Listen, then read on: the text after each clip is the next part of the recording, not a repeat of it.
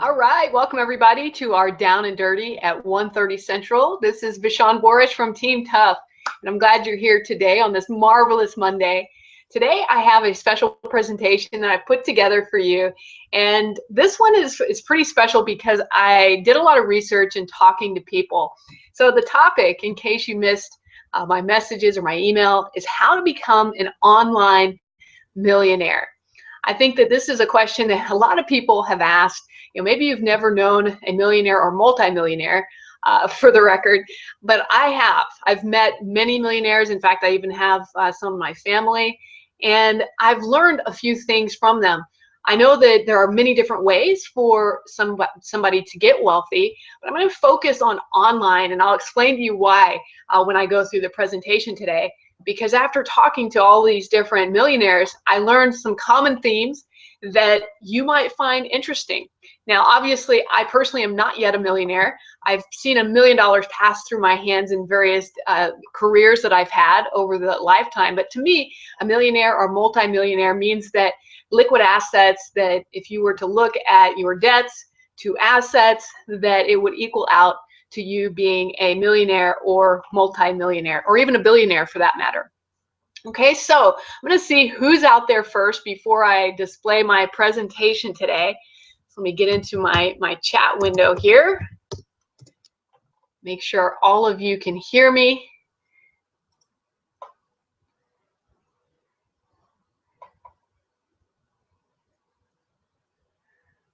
Okay. All right, I see Kaya, you're there. Welcome. And Richard, good to see you both. I'm glad to have you here live. For those of you that might be tuning in as a recording or tuning in late, be sure to sign in down below and go ahead and say hello, even if you're watching this as a recording, because I like to see who actually watched it, and I enjoy answering your questions. So if you have questions, write them down below, and I will try to answer them as I go along. All right, let's get going here. So I'm going to flip my screen around and show you the presentation I put together for you all.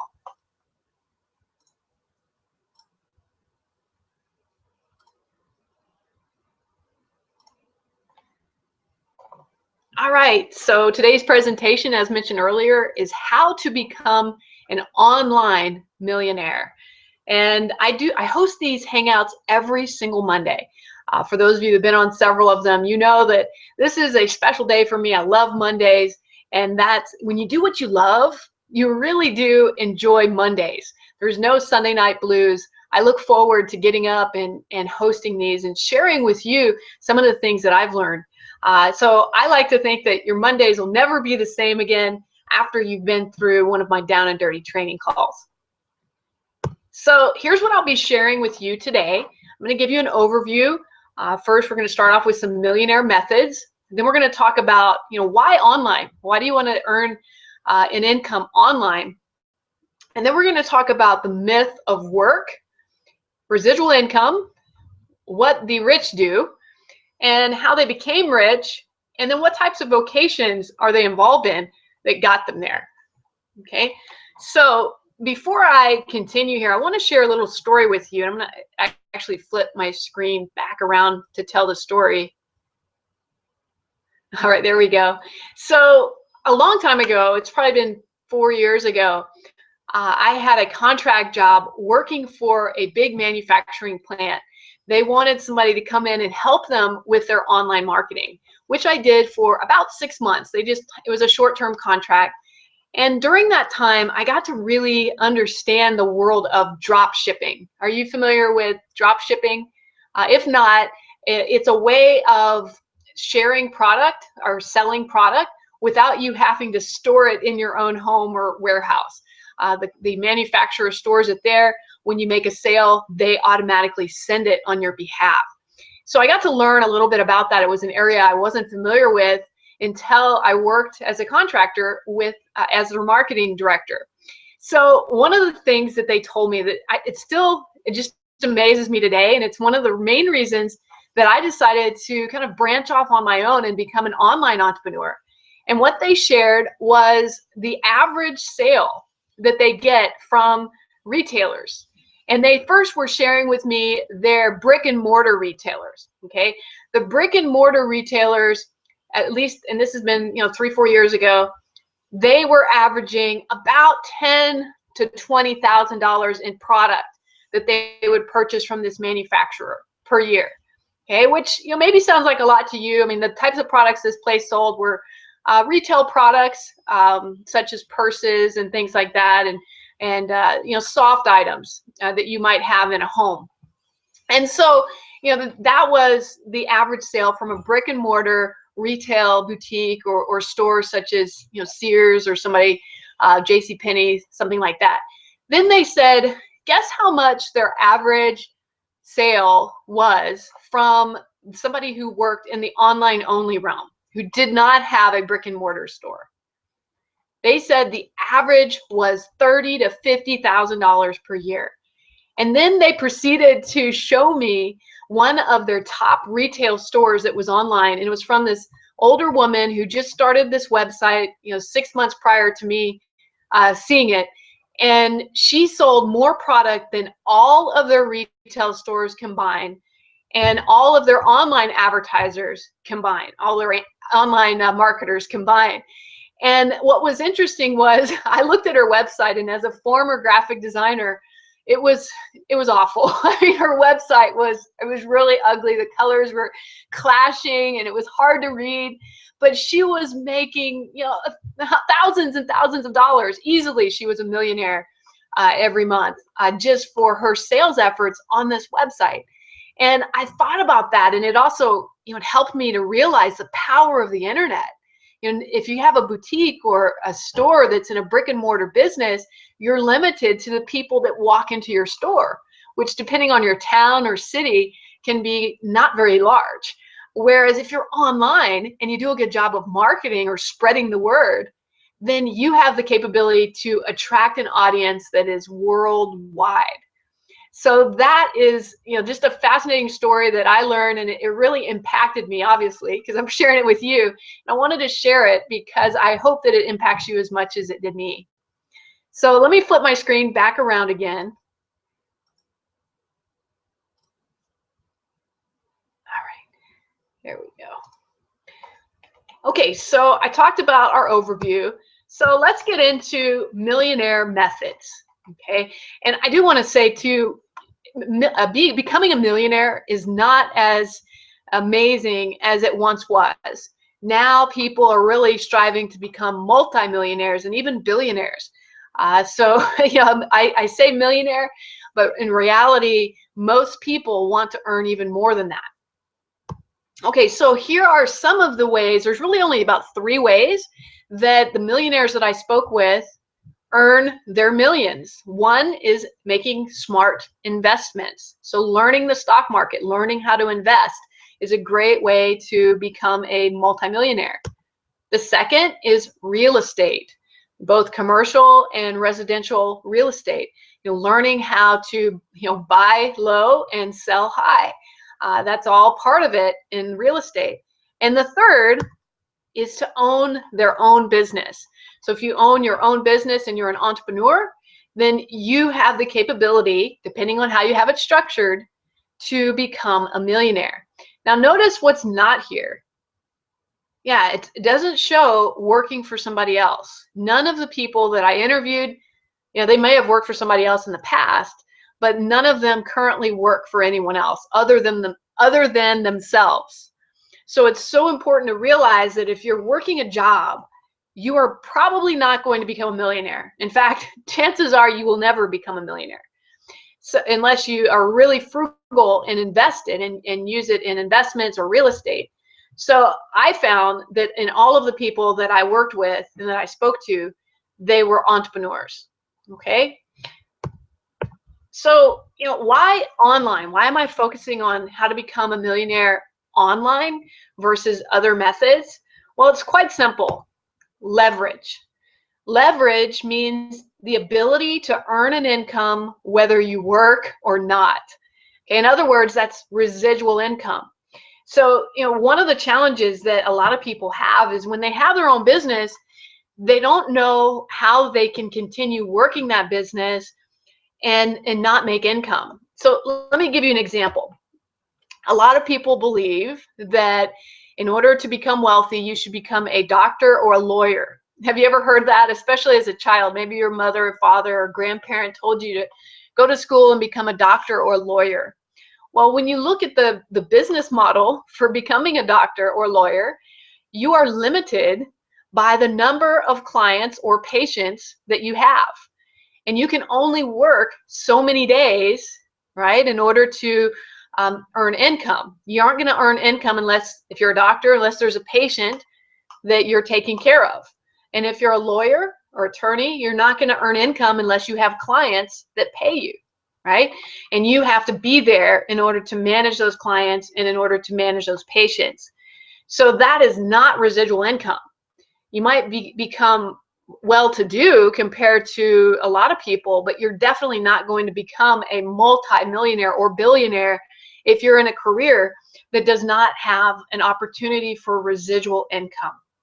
Okay, so I'm going to go a little bit deeper on what that means later on in the presentation, but I just want you to keep that thought in your mind that if you really want to be wealthy, you want to have a life. You don't want to just work 100% of the time, which I don't think is possible. You want to have a life so that you can still earn income even if you can't work or you're out spending time with your family. Okay, so now I want to tell you about a myth that I've heard from a lot of people, and that is the money per hour myth. And I want to share this. This is part of the story, and that is the richest 0.1% of Americans. So this is the 1% of the 1%. They earn an average income that's 578 times higher than everyone else. Now I realize that we have Kaya on the phone and they're on this hangout, and there may be some other people out here who are from different parts of the world. I challenge you to look at your census for your country and see what that percentage is. It may be even greater than the 578 times higher than we found here in America. So here's the question. If an extremely wealthy person earns 578 times more money than the average American, so are they working harder? Are they working 578 times harder than the average person? Well, of course not. That would be almost impossible because there is only 24 hours in a day. So you can't work every hour in the day. You would die if you did that. So let's say that you were just a superhuman and you could work a solid 18 hours and only sleep 6 hours. So that meant you ate all your meals and you rarely went to the bathroom, and so you worked 18 hours per day at $100 per hour. Okay, $100 per hour, for the record, is less than 0.001% of what Americans make. So Americans who make $100 per hour or more is very, very rare. And I got that from the 2010 census data on payscale.com. So let's just assume, though, for the sake of argument, that you can work 18 hours per day at $100 per hour. Over the course of a year, that still would not get you to $1 million. You would earn approximately $657,000, which is a little over half of $1 million. So you don't have to work hard to be a multimillionaire. So what do you have to do? Okay, and you definitely don't have to be smarter, because if you look at some of the wealthiest people in the world, they are not necessarily the smartest people in the world. Okay, so let's find out what you need to do. Before we do that, let's talk a little bit about residual income. So I mentioned that earlier. Let me explain some ways that you can earn residual income. So this is money that you get even if you're sleeping. So one way that you can earn money while you're sleeping is investing. If you invest in something that is growing, then you would have the potential to earn money while you're sleeping. E-commerce. Let's say you have an online store where it automatically ships out whatever it is you're selling. Maybe it's a digital product or something. If it automatically is doing that while you're asleep, then you have residual income. Affiliate marketing. Maybe you're selling other people's products. That's what it means to be an affiliate, is that somebody else has created a great product or service and they give you a commission every time you refer somebody to their product and service, and that person buys from you. Okay, so that would be another great way to earn residual income. MLM companies. MLM is multi-level marketing. These are very popular across the world because they give an opportunity for people to grow their business by creating other distributors within their business. And those distributors, they get a percentage of the sales from the people that they recruited to join their business, okay, to sell their products. So the MLM market is really, really a great way to do it because you both have the affiliate aspect because you have products, and then you also have the commission or residual aspect because if they are sponsored by you, for example, you would get a percentage of everybody's sale that is below you. Okay, so the bigger you grow your MLM, the more money that you're going to make, and it just keeps rising to the top. So you have invested interest in helping those below you to do well, because when they do well, you do well. Okay, so MLMs are good. If you don't believe it, a lot of people are like, I don't believe in that stuff. Take a look at the book Rich Dad, Poor Dad by Robert Kiyosaki. He has a great chapter in there on the power of MLMs and how he believes it's one of the quickest ways to get wealthy.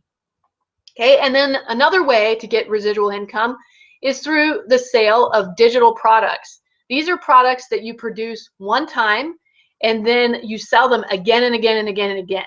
So examples of digital online products would be ebooks, which are available online, and they can click, pay, and they instantly get a copy of that ebook. Software, maybe you have some unique software that is very helpful. They could purchase that from you even though you only created it one time. Subscriptions, music, etc. So think about things that you've bought online, and if you had something similar, you could set that up as a digital product or produce your own program and sell that online by pushing some advertising towards it. Now keep in mind, this is not an end-all be-all. There are a lot of other ways to earn residual income, but these are some of my favorite ways that you can earn income both on and offline. Okay, so I'm going to go through now as to what do the rich do daily that helps them to kind of rise to the top. Well, one of the things that I thought was fascinating is the very wealthy multimillionaires, they have some habits that they do. And the first one I accidentally already showed you, and that is they eat healthy. They rarely eat junk food compared to people who are not rich. I know a lot of people who have said, oh, well, I can't eat healthy because it's more expensive to buy organic food and healthy food. Well, that's not necessarily true. There are many places and communities where they have what's called community gardens, where you can go out and garden and produce your own fruits and vegetables that don't have pesticides and things like that. And so you can create your own healthy food by doing that. So that's one thing, and I'm going to go through because success leaves clues. You ever heard that? Success leaves clues. So if you follow what the extremely wealthy do and you start doing those things as well in your life, then you are modeling wealth, and I truly believe that you will attract wealth into your life by doing those things. Okay, so another thing that the very wealthy do daily, they focus on their goals. They have a specific goal that they're going to get done for the day, and they focus on that so that they are accomplishing what they set out to do. They also listen to audiobooks or read print books. By doing that, and they're listening to things that are improving their lives and their business, they are constantly learning. They're improving their lives and the lives of others because of the knowledge that they are soaking in. So if you're not a big reader and you don't listen to audiobooks or anything like that, it might be a habit you want to get into, because every single one of the multimillionaires that I spoke to, and I spoke to 8 of them, they all listen to audiobooks or read daily. Okay, that should tell you something. The other thing that they do is they exercise at least 4 times per week. Most of them that I spoke to did some form of exercise every day, be it yoga, meditation, running, weights, maybe an activity. One of them played tennis. So it was interesting to me that every one of them had an exercise routine that was built into their life so that they were staying focused and energized. And a lot of times they were listening to audiobooks while they were doing their exercises. That way they were, accomplishing two birds with one stone, as we say. Here's something else. Everybody, well, I shouldn't say everybody. A lot of people think that the wealthier you get, the greedier you are. In reality, the wealthiest people tend to volunteer. They volunteer more of their time than people who aren't wealthy. So they volunteered on average 10 hours per month. Some of them even more than that. Actually, there was one that I did over 100 hours per month. So what I recommend to you is take time to volunteer for organizations that make sense for you, things that you have an interest in. And not only is it just a do-good, feel-good thing for your community, it's also a great way to network. Okay, you can meet other people and see what types of needs that they have and how you might be able to solve that for them. They maintain a to-do list. Everybody that I spoke to, they always had a pad of paper or something, be it their iPhone, where they kept notes. And on that was a to-do list of at least 3 things, usually more. Some of them had 5 things, but they had at least 3 things daily that they did, and they wanted to get accomplished before the end of the day. And I thought it was really interesting that they had that, and many of them even scheduled certain tasks within their calendar with an alert so that they made sure that they got those things done. And I thought that was a really good way to manage their time. Other things that they do, they write down their goals. Everyone that I spoke to was a believer in writing down, not typing it up, writing it down. And most of them carried their goals, their big goals, in their pocket or their purse. So I had one who had a little index card that he keeps in his wallet that has his goals for the year. And it had, his top 5 biggest things that he wanted to accomplish for the year. And he was showing it to me, and he said, you know what? He says, I've already accomplished 4 of these. He only had one more thing on there that he had not accomplished. And they were really big and exciting projects. So it was really cool to see how focused he was, and many of these other ones as well, on their goals. So here's something else that they do. They spend less than 1 hour of TV per day. So they're not big television watchers. In fact, they are more interested in reading and listening to audiobooks than they are in watching television or the news, for that matter. Most of them don't even watch the news. If they're going to get news, they get it from a newspaper or online news source. Some of them told me what they did was they set up a news feed so that on their website or online, they only receive news that was related to their industry.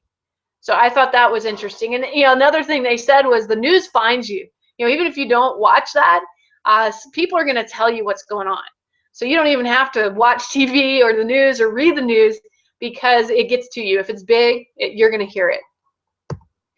And then lastly, they network 5 hours or more per month. And sometimes they combine that, like I said earlier, with volunteering. If they're volunteering 10 plus hours per month, then during that time, they are also networking with people. But they network by attending group meetings such as Chamber of Commerce events or industry events, such as traveling and going and attending a conference or workshop. So this is one of the ways that they continue to grow their business. All right, I hope that gives you some ideas. So if you want to become wealthy, then follow their lead. Do some of those things if you're not doing them already, and see how that changes your financial status just by focusing on those things I just listed. All right, so I'm going to go on to the next part, and that's how did they become rich? Well, here's what they did. There was a general theme that I found. First of all, they started a need-based business, a need-based business that has the potential to scale exponentially to the masses. So it was based on something they saw there was a problem that they could solve. And they figured out a way to solve that problem. Most of them did it in an online way, online method, and they figured out a way to scale it. In other words, grow that business without them having to put in more hours themselves. So that's the big theme. The next thing I want to say is they leverage systems to scale. So they didn't work more hours, they leveraged systems. Maybe they figured out a way to automate their online business so that they didn't have to work more hours.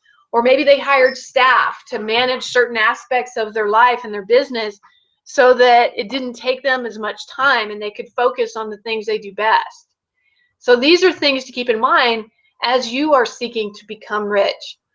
The other thing they said, or most of them said, was you must make more than you spend and then invest the savings into places where it will grow. And I had a really great talk with one of the female millionaires that I spoke to, and she was telling me that from day one, even when she first started her own business, even though she made $100, she said, her first month, which was nothing compared to how much she spent, she took 10% of that $100, which is what, $10, and she put that away into a savings account. Okay, so she always tithed her money to put it into savings so that she could then invest that and start growing her money. And I thought that was such a good way of looking at wealth, is that, always look for opportunities to pay yourself first. So when somebody gives you money, even if it's $1, break it up and put some of it away. If you can do 10% and live on 90% of what you're earning, then in a very few 2 years, maybe 3 years, you're going to have a substantial amount of money that you can use to invest or to grow your business or to start a new business if you don't have one already. I'll give you a lesson that I've taught my sons, and that is I gave them both piggy banks, a little pig, and it's broken into 3 compartments. So it has 3 slots in its back, and they're labeled. And one says share, one says spend, and one says save. Okay, so share, spend, and save. And so every time that they get money, either from birthdays or from their allowance, they do get an allowance weekly. Well, they are encouraged by myself and my husband to take that money and to put a third of it in each part of the piggy. And let's say they don't have change, then they have to keep a record of that. And the next time they get paid, they need to put a little bit more in the other compartments. And they've started doing that. And each month we go to the bank and they invest, some of their money into their child's savings account. And so it's teaching them a valuable lesson about money and how you want to have spend more, save more than you spend. Save more than you spend. And that's really the lesson that we all should remember so that you can become a millionaire and become rich much more quickly. All right, so what types of vocations were these multimillionaires in? Well, they were all in an online business, the 8 that I spoke to. And here's something they did. They looked for something that had a low investment compared to the earnings potential. So I don't know if you've done research on this, but the average franchise cost upwards of $100,000 to have like a brick and mortar franchise. So that seems like a lot, and it's going to take you a while if you have a franchise business before you start turning a profit. Whereas the average online business is $10,000 or less to start an online business. Okay, and with those online businesses, the potential for earning, so exceeding what you put into it, your rate of investment, is almost in 1 year. What I read was in 1 year you had doubled the amount that you'd put into it. So in other words, you had earned more than what you actually paid to have that business. I thought that was so neat. Compared to brick and mortar business, it was a no-brainer for me to have an online business because of the low cost to invest compared to the high amount of earnings potential that you can have in an online business. So here are some vocations that do well. Again, I want to bring up the MLM businesses. Look at the business model though. You want to make sure that the commission structure is going to pay out relatively quickly, and it's going to give you at least a 30% return, if not higher, on whatever the cost is of the product. Okay. Another idea is flipping products. I know you've probably heard of flipping houses in the housing market, which means buying a house and then fixing it up and then selling it for more than what you paid. Okay, so that's one way to do it. But you can also flip products such as electronics, clothing, designer goods, things like that, by buying them low. Either at used things at thrift shops, flea markets, things like that, or you can go and find sale items at big department stores and then resell those items on Amazon, Craigslist, eBay, etc. So that would be a great way for you to start making some extra income. If you're really struggling for income, this is one of the quickest ways that you can start earning income once you understand how to flip products and how to look for products that are going to be easier to sell. Okay, so do a Google search if that's something you're looking to do to raise money for your own business. You might be able to do that. Info products. This is a great way to earn income. Info products are products such as ebooks, documents, webinars, trainings, coaching programs, things like that, where you produce the information one time and then you set it up online so that people can continue to buy that product again and again and again. It doesn't have to be your own info product. One of the easiest ways is to find other companies that already have info products that align with you and your values, and then resell that as an affiliate. Create your own website or link to a website where you can use an affiliate code and sell those products and make a commission. And that kind of leads into affiliate marketing. There are a number of websites out there, such as JVZoo is one of them that I recommend, where you can go out and find different products and services that you can resell on your own website. And again, some of them, they'll pay you up to 50% or higher just for promoting their products. And then when somebody purchases those, you get the commission. Drop shipping. So we kind of came full circle again after sharing that story about drop shipping. There are companies out there that have huge warehouses of products. You can contact those companies, do a search on drop shippers for a specific item, contact those companies, and set up a drop shipping account, which basically means is when you go and you build a website, when you sell something on there, it sends an alert to that company, that warehouse, to automatically mail that product out on your behalf. Many of these drop shipping companies will even put a private label on it so that it appears that it's coming from your business. And it's just a great way for you to earn additional income. Obviously, there's a learning curve with some of these things, but I can tell you that there has been many, many, many people, including the people I interviewed, who have made millions of dollars doing these specific vocations. So one more piece of advice, and that is study other entrepreneurs. Go out, do research, find books, and watch YouTube videos, and learn how they got their start. What were they thinking before they started their business?